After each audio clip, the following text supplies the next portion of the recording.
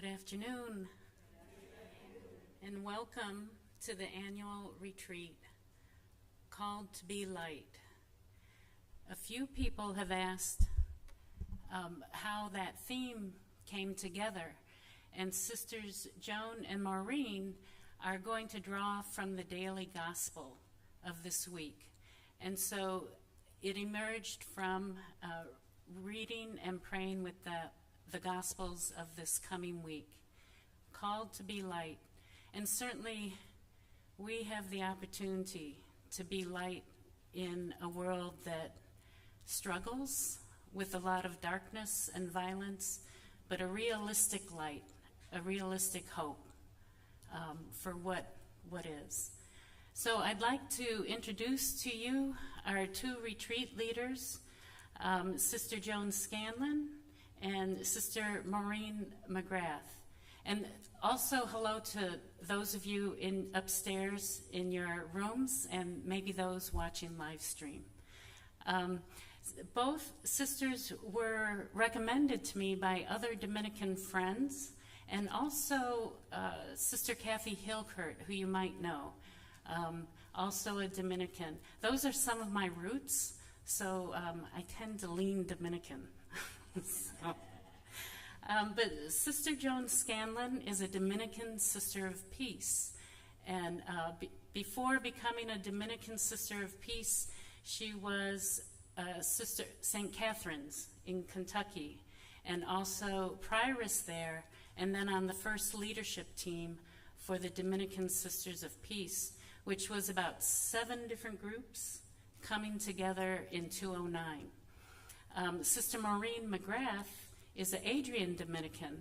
Some of you also have connections with the Adrians. And Sister Maureen has been worshiping here for 13 years, driving down from Benton Harbor. And now both Sisters Joan and Maureen live in South Bend and worship here every Sunday with you all. So welcome, please welcome, and let's pray for them as they've been praying for all of us over these months. So welcome.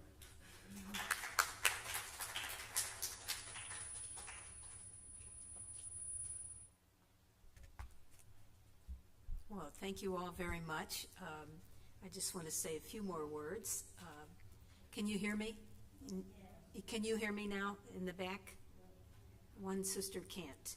Would it help if you moved closer? I'll try and project. How's that? Is that better? Okay, I'll use my teacher voice then. Okay. Well, as the flyer indicated, and as Carol shared, I'm a Dominican Sister of Peace, and I've been itinerant, as many of you have been. I have ministered in higher education, teaching at Loyola University in Chicago, and at the Catholic Theological Union, and at the University of St. Mary of the Lake. I'm a pastoral counselor, and as Carol indicated, I have been in congregational leadership, first in Kentucky as a prioress, and then we went through a very long process of bringing 7 Dominican congregations together to form a new congregation called the Dominican Sisters of Peace. And we've been together since 2009, and we're doing very well together. It was quite a challenge to get to know everybody and to form a new identity, and we have done that. Most recently, I served as campus minister at Albertus Magnus College in New Haven, Connecticut. We're right in the shadow of Yale, but we're very different than Yale. So I am not a trained spiritual director, but I am a trained pastoral counselor. So it really is an honor and a privilege to journey with you during these days of retreat. I have worshiped at Loretto for a few years, and anytime I visited Sister Maureen, we always came down here for liturgy. And we both participated in an orientation for your new employees, and that was very interesting. And Carol gave me a little book about your history, And that helped me to understand who Father Edward Soren was, and not just the name of the street near my house. That's all I knew. Soren, you turn left off of Eddy and come home. But I got to know a little bit more about your history. And I also was quite fascinated by your early history when your sisters went to Kentucky, led by Sister Five Wounds, and you went down to Lebanon, Kentucky with the Sisters of Loretto to help start a music department in their school. Well, that's just 10 minutes from where my religious life began in the hills of Kentucky. So we have some connection. And I also spent a little time in one of your hospitals in Columbus. Actually, I left my gallbladder there, so, you know. I have a very good friend from the south side of Chicago, and she went to St. Theodore's. That was your sisters taught there, and she spoke very highly of the education she received, but she chose to go to Cincinnati. So anyway, we have visited some of you in your home a couple months ago. We came for a little visit. So we feel at home here, and Carol has been such a gracious hostess. So as she explained, our model for the retreat will focus on the Gospels of the day. Every day we will preach on the Gospel for that day. And all of them have wisdom and insight for us. But the theme we have chosen is called to be light. And the Gospels have a theme for the whole week, and that it's all on call. And it's so appropriate that at the end of this retreat, you will renew your vows. So we will focus on called, and the light, we'll share more about that as we go along. But we are all called to be light. Each morning we will share our insight around the gospel, and in the afternoon sessions we'll switch a little bit, and we will explore some topics which we think might be related to how you have lived that call and how you understand it at this time in your religious life, because you're all at a unique place in your religious life. So the morning sessions will focus on Jesus, as we know Jesus in the Gospels. The afternoon will focus on your own Gospels, how you have embraced the journey of your Holy Cross vocation with all of its ups and downs, ins and outs. And at the end of the week, as I said, it's most fitting that you will renew your vows. So now I'd like to introduce Sister Maureen McGrath and maybe say a word about how we got connected, these two Dominicans. It started out at Loyola University, where I was teaching in the Institute of Pastoral Studies, and Maureen was a campus minister there. So you know how it is, you're looking for housing close to the university. Well, we ended up together. And then we have to tell you about the third person that we are so connected to. She is currently ending an 8-year term of leadership with the Institute of the Blessed Virgin Mary in Rome. And we're so happy she's back, because the three of us did a lot of retreats, body, mind, and spirit. And we're so happy to have her back. And my family affectionately called us the Twisted Sisters. So we're eager to get back with our Twisted Sister. So here's Maureen, who's one of the Twisted Sisters. We didn't put that in the flyer, you know. Good afternoon. Before I share with you a bit about me, which you already know from the flyers, I want to say a few things to you from both my heart and Joan's. We want to thank you for what we know and see are your many good works, not only here in this country, but around the world. We've learned that from our reading and our meeting of some of you. We want to thank you for your leadership, the leadership that is so obvious in education, your hospital work through the years, your cultural inclusivity, your commitment to justice and peace, and for your constant mindfulness and actions on behalf of our sisters and brothers forced to the margins. I also want to thank you, Joan and I, for your welcome and hospitality. I think it's one of your great gifts to welcome and to be so hospitable to make people feel at home. I think it's one of your values too, isn't it? But you've opened your doors and your hearts to many of us, and for feeding us in word and sacrament. I went to Bishop in Kalamazoo, who I worked for, and I said, I want you to hear this from my mouth to your ear. I don't go to church in the diocese. On Sundays, I must go down to Loretto. That's where I'm fed and nourished in word and sacrament. And he smiled at me and he said, good, I'm glad you're going where you're being nourished. I go down there for spiritual direction myself. So I got his blessing.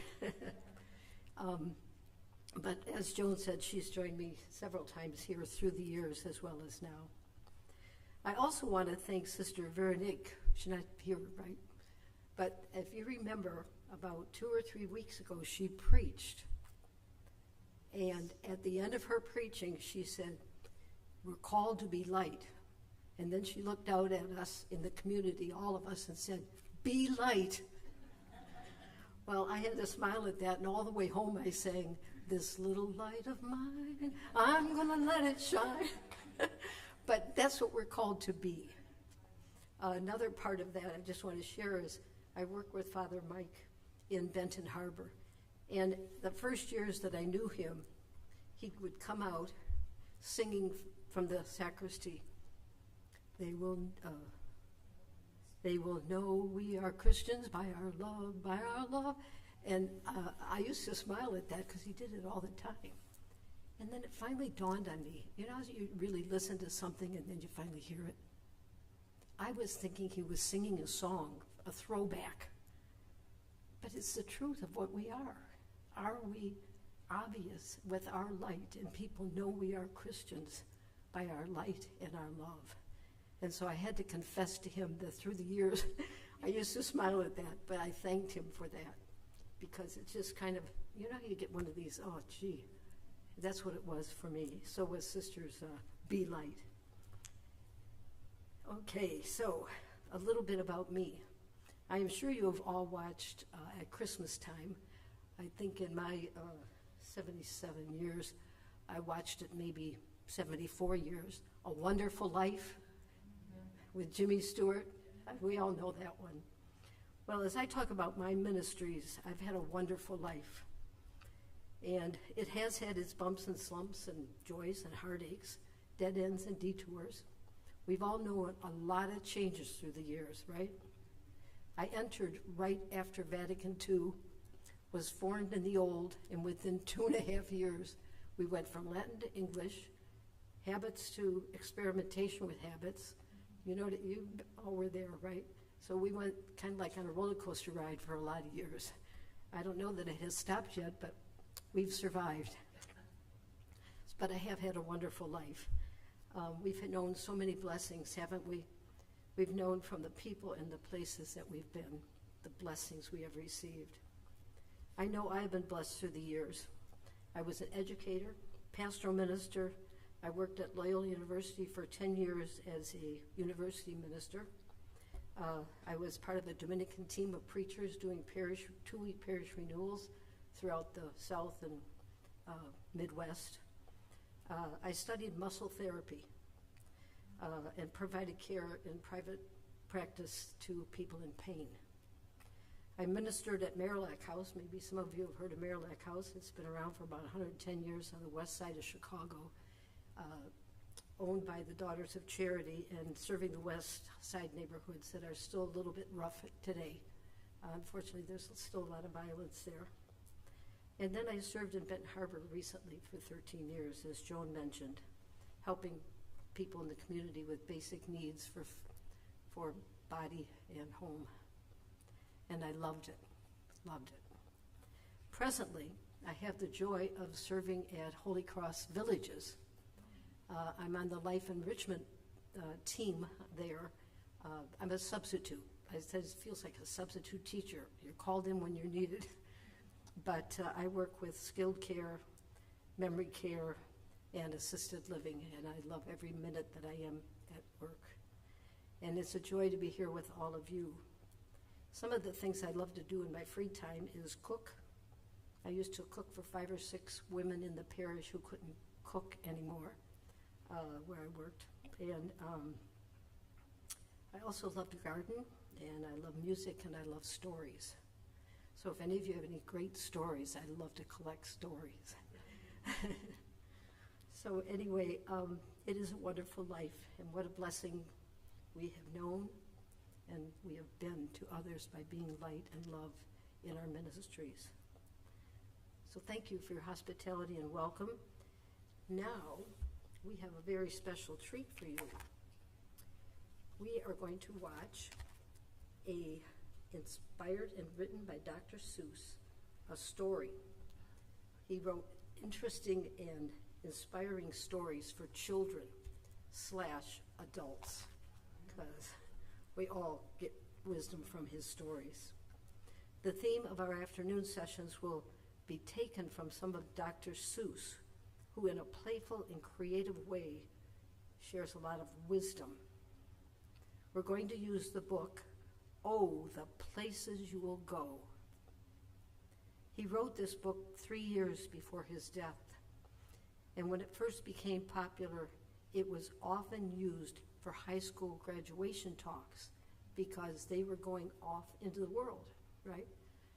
But there's a lot of wisdom in it. And then we are going to flip the title and rename it, Oh, the Places You Have Been. The Places You Have Been. And we'll use some of the themes in the book to reflect on the stories of your lives. And it will give you perhaps an opportunity to reflect back on how you have been called and where you were called and the people you met along the way and how you have been light throughout your journey. So, we're going to see the Dr. Seuss film now, right? Good. Oh, the Places You'll Go by Dr. Seuss. Congratulations! Today is your day. You're off to great places. You're off and away. You have brains in your head. You have feet in your shoes. You can steer yourself any direction you choose. You're on your own, and you know what you know. And you are the guy who'll decide where to go. You look up and down streets, look them over with care. About some you will say, I don't choose to go there. With your head full of brains and your shoes full of feet, you're too smart to go down any not-so-good street. And you may not find any you'll want to go down. In that case, of course, you'll head straight out of town. It's opener there in the wide open air. Out there, things can happen, and frequently do, to people as brainy and footsy as you. And when things start to happen, don't worry, don't stew. Just go right along. You'll start happening too. Oh, the places you'll go. You'll be on your way up. You'll be seeing great sights. You'll join the high flyers who soar to high heights. You won't lag behind because you'll have the speed. You'll pass the whole gang and you'll soon take the lead. Wherever you fly, you'll be best of the best. Wherever you go, you will top all the rest. Except when you don't. Because sometimes you won't. I'm sorry to say so, but sadly it's true that bang-ups and hang-ups can happen to you. You can get all hung up in a prickly perch, and your gang will fly on. You'll be left in a lurch. You'll come down from the lurch with an unpleasant bump, and the chances are then that you'll be in a slump. And when you're in a slump, you're not in for much fun. Unslumping yourself is not easily done. You will come to a place where the streets are not marked. Some windows are lighted, but mostly they're darked. A place you could sprain both your elbow and chin. Do you dare to stay out? Do you dare to go in? How much can you lose? How much can you win? And if you go in, should you turn left or right and 3/4, or maybe not quite, or go around back and sneak in from behind? Simple it's not, I'm afraid you will find, for a mind-maker-upper to make up his mind. You can get so confused that you'll start in to race down long wiggled roads at a breaknecking pace and grind on for miles across weirdish wild space, headed, I fear, toward a most useless place. The waiting place. For people just waiting. Waiting for a train to go, or a bus to come, or a plane to go, or the mail to come, or the rain to go, or the phone to ring, or the snow to snow, or the waiting around for a yes or a no, or waiting for their hair to grow. Everyone is just waiting. Waiting for the fish to bite, or waiting for the wind to fly a kite, or waiting around for Friday night, or waiting, perhaps, for their Uncle Jake, or a pot to boil, or a better break, or a string of pearls, or a pair of pants, or a wig with curls, or another chance. Everyone is just waiting. No, that's not for you. Somehow you'll escape all that waiting and staying. You'll find the bright places where boom bands are playing. With banner flip-flapping, once more you'll ride high, ready for anything under the sky, ready because you're that kind of a guy. Oh, the places you'll go, there is fun to be done, there are points to be scored, there are games to be won, and the magical things you can do with that ball will make you the winningest winner of all. Fame, you'll be as famous can be, with the whole wide world watching you win on TV. Except when they don't, because sometimes they won't. I'm afraid that sometimes you'll play lonely games too. Games you can't win because you'll play against you. All alone, whether you like it or not, alone will be something you'll be quite a lot. And when you're alone, there's a very good chance you'll meet things that scare you right out of your pants. There are some down the road between hither and yon that can scare you so much you won't want to go on. But on you will go, though the weather be foul. On you will go, though your enemies prowl. On you will go, though the hackin' cracks howl. Onward up many a frightening creek, though your arms may get sore and your sneakers may leak. On you will hike, and I know you'll hike far, and face up to your problems, whatever they are. You'll get mixed up, of course, as you already know. You'll get mixed up with many strange birds as you go. So be sure when you step with care and great tact, and remember that life's a great balancing act. Just never forget to be dexterous and deft, and never mix up your right foot with your left. And will you succeed? Yes, you will indeed. 98.75% guaranteed. Kid, you'll move mountains. So, be your name Bucksbaum or Bixby or Bray or Mordecai Ali Van Allen O'Shea, you're off to great places. Today is your day. Your mountain is waiting. So, get on your way. Happy Dr. Seuss Day from Farmers Insurance.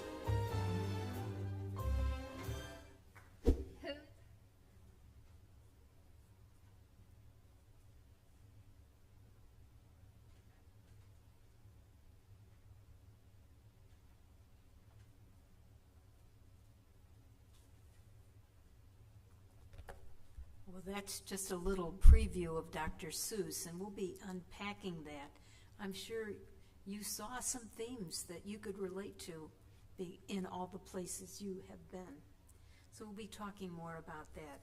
So I would just like to do what I call some nuts and bolts about the retreat. Carol has given you a lot of information, but it is a silent retreat, and we hope you will all observe this to the best of your ability. I think it can be difficult being in your own home for a retreat, because sometimes you like to go away and be in a different environment. But we'll try to support one another in keeping the silence and getting into the spirit of this retreat. So we will begin every morning here at 9:45, prayer and a reflection on the gospel of the day. And then we'll have our usual liturgy at 11:15 in the chapel.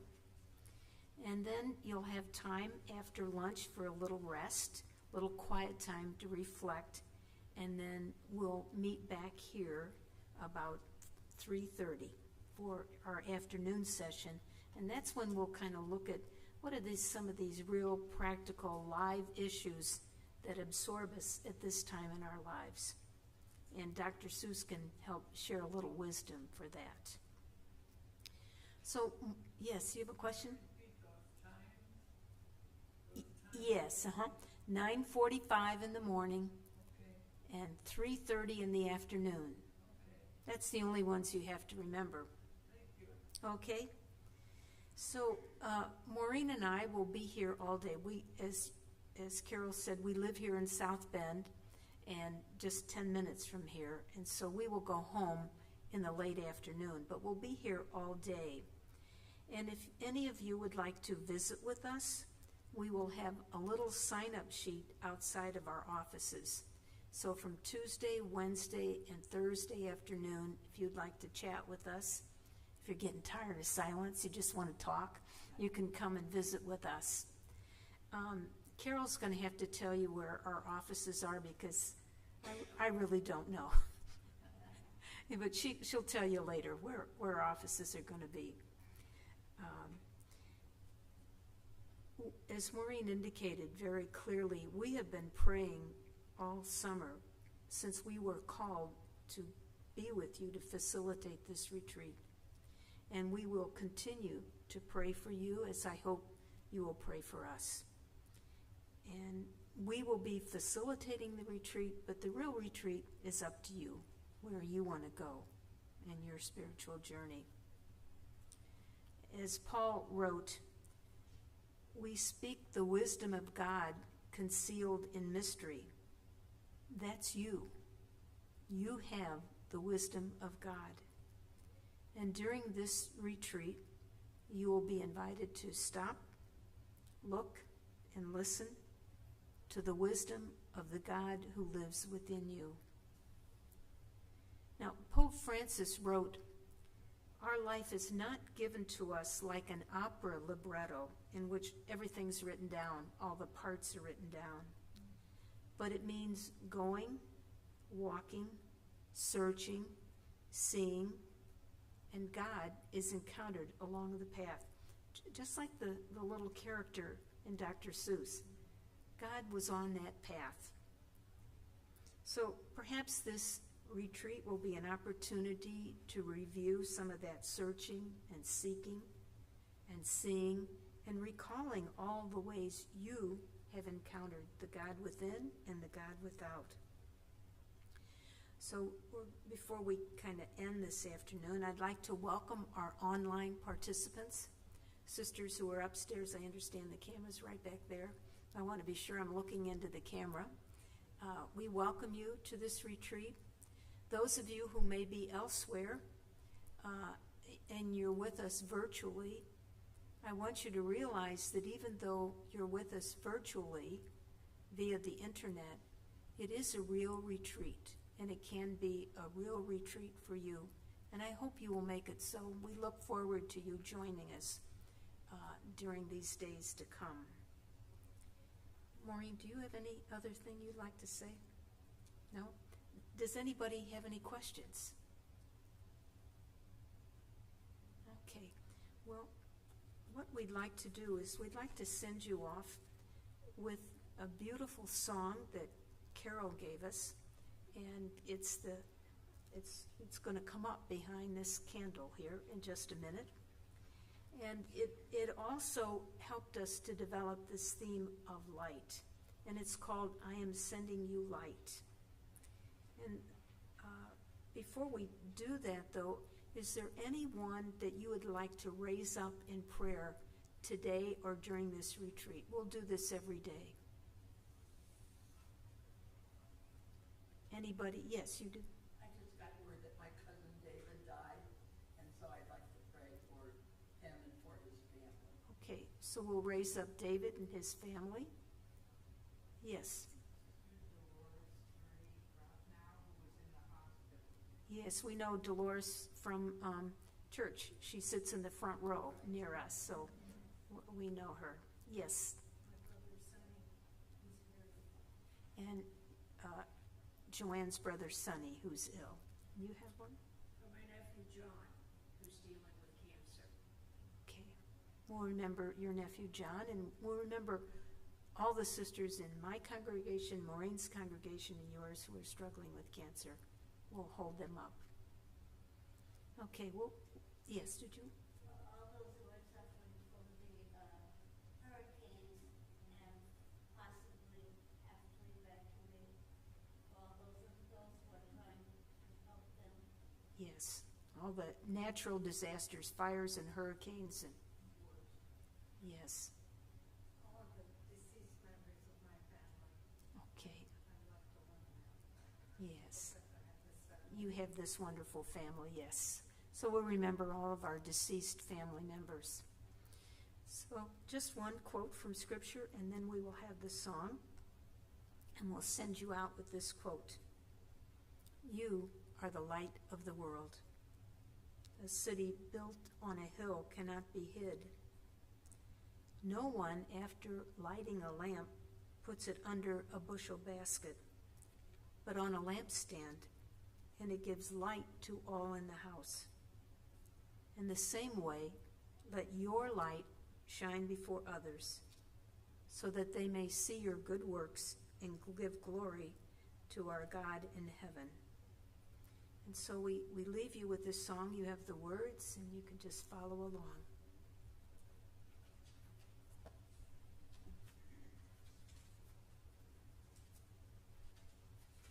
Then I found education.com.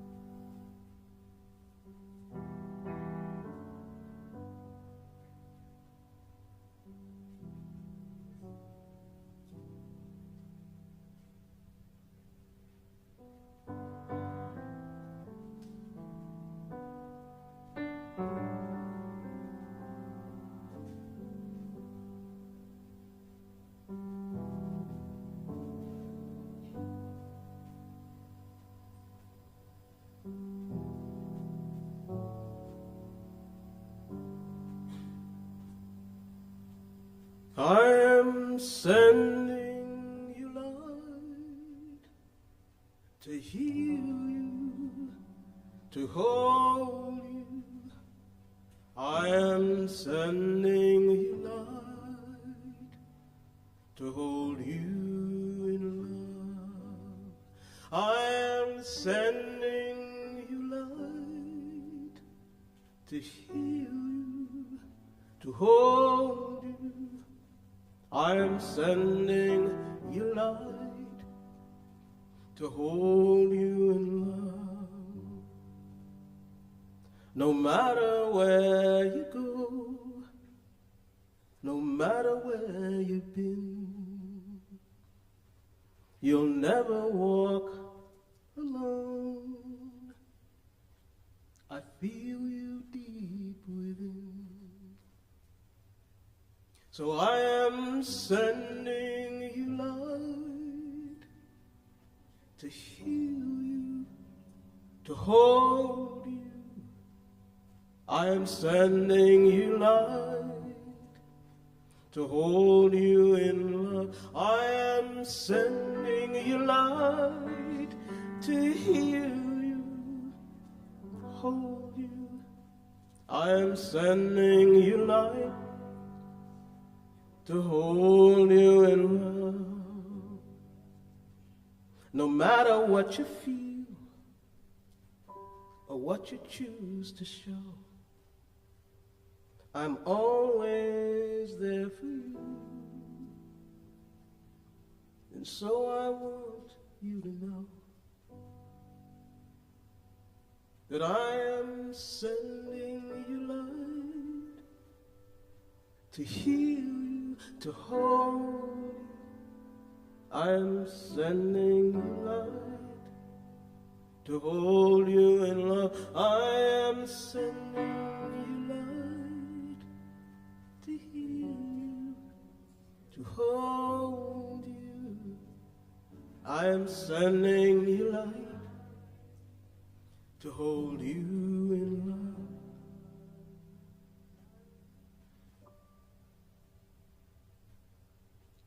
I walk the path with you. Go slow, dear one, don't hurry. I'll go just like you need to go. There is no need to worry, 'cause I am sending you light to heal you, to hold you. I am sending you light to hold you in love. I am sending you light to heal you, to hold you. I am sending you light to hold you in love. I am sending you light to heal you, to hold you. I am sending you light to hold you in love.